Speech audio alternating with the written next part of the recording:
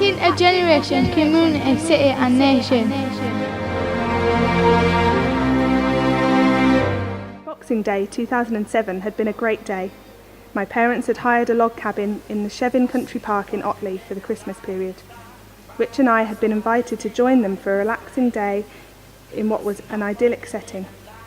We spent the day swimming, eating and present swapping. It was fantastic. I was just under 8 months pregnant with Jake and enjoyed the opportunity for some luxury and some pampering.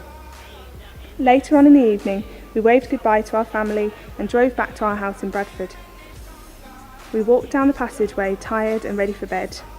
All of a sudden, Rich froze as he opened the front door, and then he said, "We've been burgled." My first reaction was to laugh.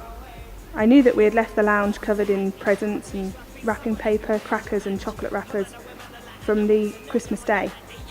But Rich was right. The lounge had been turned upside down. We walked through the open kitchen door and saw our kitchen window smashed and opened. I was gutted and Rich was incensed. I'm sure if you've been burgled, then you'll be able to sympathise with the feeling of violation that descended over us. In the past, we have both been people who valued materialistic things highly and were proud of our belongings, but that had changed. We had realised what was important in life and that things didn't rank highly. We looked around the house with no real sense of loss at the things that had been stolen, but the one thing that neither of us could quite comprehend was the damage done to the room we had been preparing for Jake. The drawers of his changing table had been emptied. His little white vests and baby grows lay strewn across the floor. He was not yet born, and it already felt like he was sharing in this painful moment with us. The previous week, Rich had handed in his notice at his job, ready to take up the leadership of the Joshua Project. The burglary really did test our commitment to the area.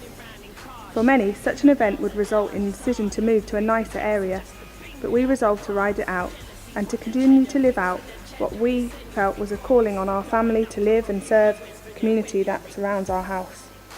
We now work with a group of young people who we didn't know in 2007, and we believe they were most likely involved in the burglary at our house. We've welcomed them into our home as guests. They have become part of Jake's life, and like us, they love him to bits. Watch everyone else get by. You said our life is hard. When you're out here in this jungle, it's wild round here. You don't want to spend the night.